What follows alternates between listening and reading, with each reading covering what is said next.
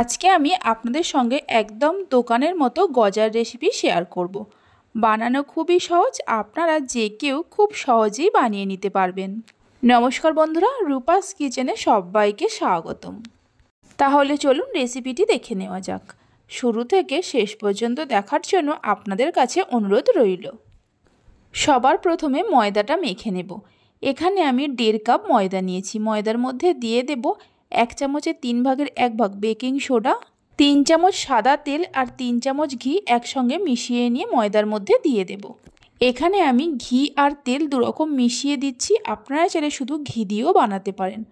ময়দার সঙ্গে তেল আর ঘিটা খুব ভালো করে মিশিয়ে নেব। ওজন হিসাবে 300 গ্রাম ময়দা আছে।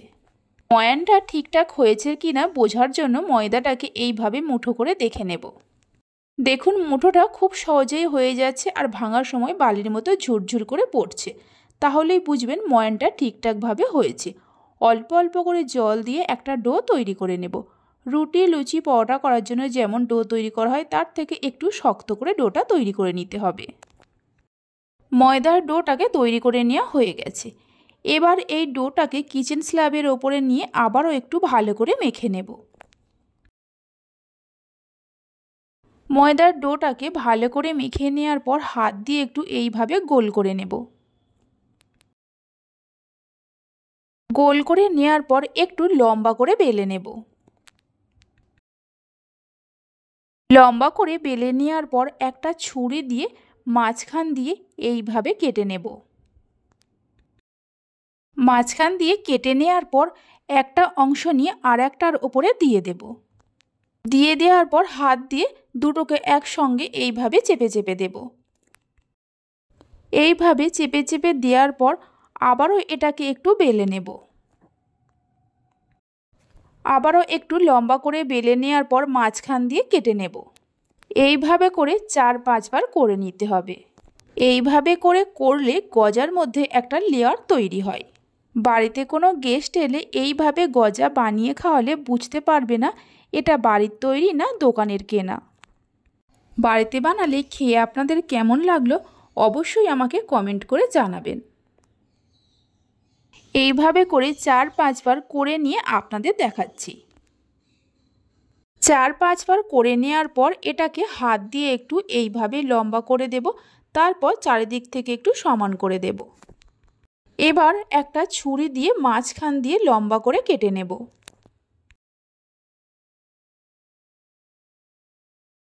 লম্বা করে কেটে নেওয়ার পর এইভাবে ছোট ছোট করে গজার শেপে কেটে নেব। এখানে আমি মিডিয়াম সাইজের কাটছি, আপনারা চাইলে এর থেকে ছোট বড় করেও কাটতে পারেন। আপনারা যেমন সাইজের গজা বানাবেন সেই মতো কেটে নিতে পারেন। দেখুন ঠিক এই রকমভাবে কেটে নিতে হবে।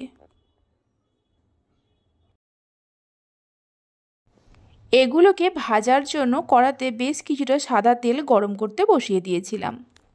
তেল হালকা গরম হলে তেলের মধ্যে অল্প অল্প করে দিয়ে দেব। এই সময় গ্যাসের ফ্লেমটা লোতে রাখতে হবে। গজাগুলোকে তেলের মধ্যে দেওয়ার পর এইভাবে 2-3 মিনিট রেখে দেব, গ্যাসের ফ্লেমটা লোতে রেখে। 2-3 মিনিট পর গজাগুলোকে উল্টে দেব। এইভাবে উল্টে পাল্টে একটু টাইম নিয়ে গজাগুলোকে লাল লাল করে ভেজে নিতে হবে। গজাগুলোকে হাই ফ্লেমে ভাজতে যাবেন না, তাহলে ওপরটা খুব তাড়াতাড়ি লাল হয়ে যাবে আর ভেতরটা কাঁচা থেকে যাবে। লো ফ্লেমে গজাগুলোকে ভেজে নিতে হবে। 2-3 মিনিট ছাড়া ছাড়া এইভাবে উল্টে দিতে হবে। গজাগুলোকে লাল লাল করে ভেজে নেওয়া হয়ে গেছে। তেল ঝরিয়ে নিয়ে তুলে রেখে দেব। বাকি যে গজাগুলো আছে এইভাবে ভেজে নেব। সমস্ত গজাগুলো ভেজে নেওয়ার পর গজাগুলোকে ঠান্ডা হতে দেব। ততক্ষণে চিনির শিরাটা তৈরি করে নেব। কড়াতে দিয়ে দেব 1 কাপ চিনি। ওজন হিসাবে 200 গ্রাম চিনি আছে। ওই কাপেরই হাফ কাপ জল দিয়ে দেব। 3টে এলাচকে ফাটিয়ে নিয়ে দিয়ে দেব। আপনারা চাইলে এলাচের গুঁড়োও ব্যবহার করতে পারেন। গ্যাসের ফ্লেমটা হাইতে করে চিনিগুলো মেল্ট হওয়া পর্যন্ত অপেক্ষা করব। চিনিগুলো মেল্ট হয়ে যাওয়ার পর গ্যাসের ফ্লেমটা মিডিয়ামে করে আরও মিনিট 2-3 সময় ধরে ফুটিয়ে নেব। তাহলেই দেখবেন চিনির মধ্যে একটা চিটচিটে ভাব চলে এসছে। মিডিয়াম ফ্লেমে আরও মিনিট 2-3 সময় ফুটিয়ে নেওয়ার পর গ্যাসের ফ্লেমটা বন্ধ করে দেব। ভেজে রাখা গজাগুলো এই গরম রসের মধ্যে দিয়ে দেব। গজাগুলো অনেকটাই ঠান্ডা হয়ে গেছে, তবে পুরো ঠান্ডা হয়নি, হালকা গরম আছে। গরম রসের মধ্যে গজাগুলোকে ভালো করে উল্টে পাল্টে দেব। মিনিট 2-3 সময় ধরে রসের মধ্যে গজাগুলোকে রেখে দেব। এর থেকে বেশি সময় রাখার প্রয়োজন নেই। মিনিট 2-3 সময় রাখলেই দেখবেন গজার মধ্যে খুব সুন্দরভাবে রস ঢুকে গেছে। 3 মিনিট পর রস ঝরিয়ে নিয়ে একটা প্লেটের মধ্যে তুলে রেখে দেব। রস থেকে প্লেটের মধ্যে তুলে রাখার পর একটা গজাকে আমি ভেঙে নিয়ে দেখাচ্ছি। দেখুন গজার ভেতরে কতটা রস ঢুকেছে। দেখে নিশ্চয়ই বুঝতেই পারছেন কত সুন্দরভাবে রসটা ঢুকে গেছে। আমার রেসিপি যদি আপনাদের ভালো লেগে থাকে অবশ্যই একটা লাইক করবেন, বন্ধুদের সঙ্গে শেয়ার করবেন। ভালো লাগলে চ্যানেলটি সাবস্ক্রাইব করে পাশে থাকা বেল আইকনটি প্রেস করবেন নতুন রেসিপির আপডেট সবার আগে পাওয়ার জন্য।